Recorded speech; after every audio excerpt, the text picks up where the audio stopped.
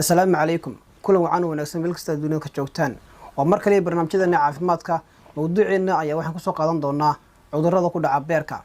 gaar ahaan marka laga hadlayo calaamadaha lagu garto waxaan eegi doonaa 10 calaamadood oo ah kuwa ugu muhiimsan isla markaana tusaya ama aan ku ogaan karno cudurrada ku dhaca beerka iyadoo waayadii dambe dadka Soomaalida ay markaa aad ugu soo badanayeen cudurrada ku dhaca beerka haddaba 10 calaamadood waxay yihiin kuwa si dhab ah ama xaqiiqo ah oo taabsiinaya cudurrada ku dhaca beerka yeeshee waxa ay marka hore isla eegi doonaa xubinta beerku halka kaga taala jirka iyadoo dad badan ay isku khaldaan caloosha ama xubnaha kale ee ku jira ubucda taas oo ka dhigan in mararka qaar kood qofku uu qabo cudurrada ku dhaca beerka isla markaana aanu garanaynin qofka marka meesha xanuunaysa haddaba marka laga hadlayo beerku wuxuu ku yeelaa dhinaca midig ee ka hooseysa feedhaha taas oo marka ku dhagan bugga si kastaba ahaatee marka laga hadlayo beerku wuxuu qabtaa shaqooyin muhiim ah oo aad u fara badan tusaale ahaan oo kale marka uu dheefshiidku dhaco waxa uu jirka ka saaraa sumaha marka cuntada soo raaca marka laga hadlayo shaqooyinka beerku uu qabto jirka waxa kamid ah inuu muhiim u yahay ka qayb qaadashada dheefshiidka sidoo kale dabcan inuu marka meesha ka saaro walxaha marka sumaha ee marka qofka jirkiisa soo gala kuwaas marka soo raaci kara qofku cuntada cunay biyaha iyo sidoo kale waliba dawooyinka la burburiyo ee marka xubinta beerka lagu burburiyo kuwaas marka halis u geysan kara caafimaadka qofka cudurrada beerku waxay noqon karaan kuwa la kala hidaysto mararka qaar kood sidoo kale waxa keeni kara ama sabab noqon kara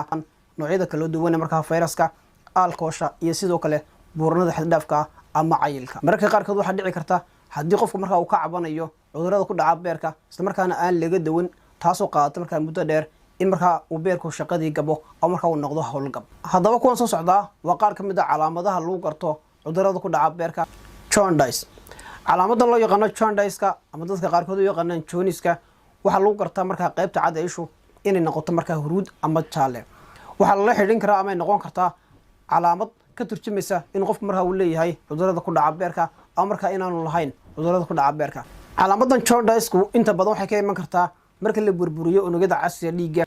inta badan waxay noolaadaan 120 maalmood ama sidoo kale muddo 4 bilood marka 4 bilood dhamaado waxa loo bedelaa maadada loo yaqaan bilirubin hadii marka maadada bilirubin ay ku ururto beerka waxay noqon kartaa in qofka ishiisa laga arko ama maqaarkiisa inuu marka huruud noqdo ama uu jaalo noqdo calaamadan jaundice-ku hadii marka ay ka turjumayso cudurrada ku dhaca beerka waxa dhici karta in qofku marka uu leeyahay ama uu qabo noocyada kala duwan ee hepatitis-ka sida A iyo B iyo C waxa kale oo dhici karta in marka uu qofku leeyahay kansarka ku dhaca beerka iyo sidoo kale marka uu xiran yahay marinka uu sii maro maadada loo yaqaan bile-ku taasoo ka qayb qaadata in la burburiyo wixii duxay marka qofku uu cuno calaamadaha kale marka lagu garto waxa kamid ah beer xanuunka abdominal pain oo noqonaya marka in qofku xanuuno ubucda ama bogu xanuuno sida marka ku aragtan sawirkan calaamadahaas marka waxa ka turjumayaan in qofku yeesho xanuun aad u dar marka uu ka dareemo qaybta hoose marka feedhaha maadaama sheegnay qaybta midig inuu ku jiro marka beerku marka qaar kood waxa dhici karta xanuunkan inuu ku wada baaho ama qofku ka dareemo dhammaan ubucda oo dhan taas marka qaar kood qofka ku adkaata xitaa inuu neefsado isla calaamada marka qofku leeyahay bog xanuunka waxa marka qaar kood dhici karta in qofku yeesho inflammation ama marka inuu barar yeesho taasna waa calaamad kale marka ay tusaysa in qofku leeyahay cudurrada ku dhaca ama marka xanuunada marka asiiba ama ku dhaca beerka calaamadaha kale ee marka lagu garto beer xanuunka waxa kamid ah abdominal swelling oo noqonaya in marka qofku uu bararo bogga uu bararo calaamada inta badan waxa keena noocyada kala duwan ee hepatitis-ka oo ah marka in xubintii beerku uu ku dhaco waxa loo yaqaan inflammation ama bararo ku yimaado waxa kale oo keeni kara caabuqyada kale ama infection kale ee bakteeriyadu ay sababto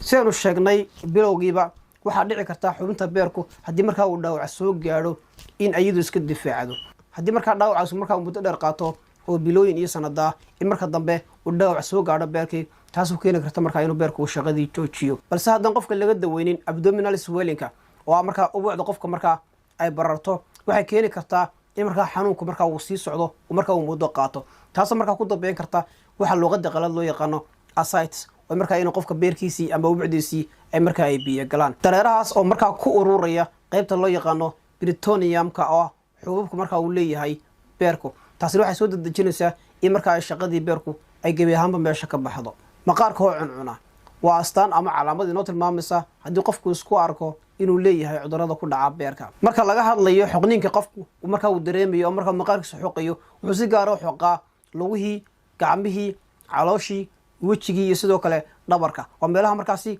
gaar ah marka lagu ogaan karo inuu qofku leeyahay cudurrada ku dhaca beerka gaar ahaana marka qofku uu leeyahay maqaar cuncunka qofka oo saxaradiisu ay noqoto caddaan xigeen marka laga hadlayo calaamadani waxay ka turjumaysaa cudurrada ku dhaca beerka sidoo kale waxaa la wadaagi karaa cudurrada ku dhaca bankriyaska ama ganaca xaaladdan waxay ku iman kartaa haddii uu xidhan yahay marinka uu soo maro baylku kaasoo markaa lagu sameeyo beerka islamarkaana lagu kaydiyo xameetida marka tani ay dhacdo waxaa dhici karta in maadada bilirubin marka ay gasho qulqulka dhiigga taasina waxay keenaysaa in markaa maadada bilirubin oo soo saaro beerku islamarkaana lagu kaydiyo xameetida islamarkaana lagu saaro saxarada ee markaa aanay habka noocan aanu dhicin haddii ay dhacdo markaa in qofku leeyahay cudurrada beerka midabka kaadidu ee markaa madow xigeenku wuxuu ka tarjumayaa in markaa qofka beerkiisu aan awood u lahayn inuu si habsami leh u burburiyo maadada loo yaqaano bilirubin oo ah hadhaadiga marka la burburiyo unugyada caasa markaa dhiigga abateedka ama cunno qaadashada oo markaa qofka ku yaraata ama gebi ahaanba meesha ka baxda taasoo ku adkaanaysa qofka in markaa uu cuno xubinta beerka waxay soo saartaa beelka taasoo markaa mindhicirku uu isticmaalo inuu ku burburiyo duxda xaaladaha caafimaad darre ee beerka ku dhaca sida waxaa loo yaqaano cirrhosiska tusaale ahaan oo kale biyihii beerka ku ururaya iyo sidoo kale kasarka ku dhaca beerku waxay markaa khalkhal geliyaan habdhiska dheefshiidka ama markaa in cuntada la burburiyo taas markaa waxay soo dedejisaa ama qofka ugu keentaa in qofku markaa cuntadii ama cuno qaadashadiisii markaa meesha ay ka baxdo gebi ahaanba haddii markaa ay meesha ka baxdo cuno qaadashadii qofku ama abateedka waxa loo yaqaano waxay qofku horseedi kartaa nafaqa darro aad markaa u daran oo markaa qofka u keeni kartaa xaalad caafimaad darro oo markaa dhibteeda leh waxaa kale iyaguna ka mid ah calaamadaha lagu garanayo beer xanuunka waxaa loo yaqaano yelaalugada ama lalabada iyo sidoo kale mataga calaamadahan xusnay ee yelaalugada ama lalabada iyo sidoo kale matagu oo qaar ka mid ah calaamadaha lagu garto inuu jiro beer xanuunku inta badan waxaa dhacda haddii qofku leeyahay yelaalugo ama lalabo in markaa ay ku xigto ama ay soo raacdo matag calaamadan marka laga hadlayo yelaalugada ama lalabada iyo sidoo kale matagu waxaa markaa lagu gartaa kansarka ku dhaca beerka sidoo kale labadan calaamadood aynu sheegnay ee yelaalugada ama lalabada iyo sidoo kale mataga waxaa kaloo lagu arkaa dadka qaata dawooyinka markaa lagula tacaalo ama lagu daweeyo kansarka ku dhaca beerka daal joogtaa waa calaamad kale oo markaa iyadana lagu garta markaa inuu jiro cudurrada ku dhaca beerka inta badan waxaa keena ama lagu gartaa islamarkaana lagu arkaa dadka markaa leh cudurrada ku dhaca beerka gaar ahaana kuwa loo yaqaano hebatiska dadka qaarkoodna yaqaanaan beer xanuunka ama cagaarshowga waxaa kaloo lagu arki karaa dadka markaa iyagu inta badan isticmaala alkoosha ama waxyaabaha lamidka iyaguna waxay yeeshaan daal joogtaa taasoo markaa uu dhaawac soo gaadhayo beerkii guud ahaan marka laga hadlayo gaar ahaana waxaa calaamadan lagu gartaa cudurrada ku dhaca beerka ama markaa dadka iyagu ka cabanaya beer xanuunka ugu dambeyntii calaamada tobnaad ee ugu dambeysa mawduuceenan kaga hadlaynay 10 calaamadood oo markaa lagu garan karo cudurrada ku dhaca beerka calaamadan waxay tahay haddii marka qofka uu dhaawac soo gaadho gaar ahaana maqaarkiisoo kale qofku wuxuu u nuglaanayaa ama si sahlan markaa qofka ugu dhacaya in markaa xididada ku jira qaybta hoose ee maqaarku marka qofku si sahlan markaa u dhiig bixi karo unugyada cas ee markaa ku jira xididada markaa maqaarka hoostiisa ku jira waxaa dhici karta in markaa uu dhiig soo buuxo dhaafiyo dabeetana qofku markaa uu dhiig fara badan markaa uu maqaarkiisa ka soo baxo waxaa kale oo iyaduna sahlanaata in markaa qofku si sahlan u dhiig bixi karo maadaama unugyada markaa dhiigga xinjiranayay ay meesha ka maqan yihiin tan iyadana waxaa u sababa iyadoo markaa shaqadii beerku ay hoos u dhacday laga imaado beerka samaysanka unugyada ka qayb qaata xinjirowga dhiigga waxay ku xidhan yihiin nafaqo wanaagsan iyo caafimaadka dhuuxa markaa qofka bini'aadanka kuwaasoo qayb ka qaata in la sameeyo unugyada markaas ka hortaga markaa inuu qofku u dhiig baxo waxaa jira xaalado gaara kuwaasoo ka qayb qaata in dubadhaco ku yimaado samaysanka xinjirowga dhiigga waxaana ka mid ah cudurka loo yaqaano hemophilia si kastaba marka laga hadlayo nuglaanshaha markaa inuu qofku uu si fudud markaa u dhiig bixi karo waa calaamad ka duwan calaamadihii 9 ahaa ee ka horreeyay aan soo tilmaamnay haddii qofku calaamadan isku arko waxaa la soo jeedinayaa inuu raadsado daryeel caafimaad oo degdeg ah intaas ayaan kusoo gabagabeynaya mawduuceena oo ku saabsanaa 10 calaamadood oo markaa lagu garto cudurrada beerka ku dhaca tan iyo kulan dambe oo ku mahadsantiin daawashadiina nabadgelyo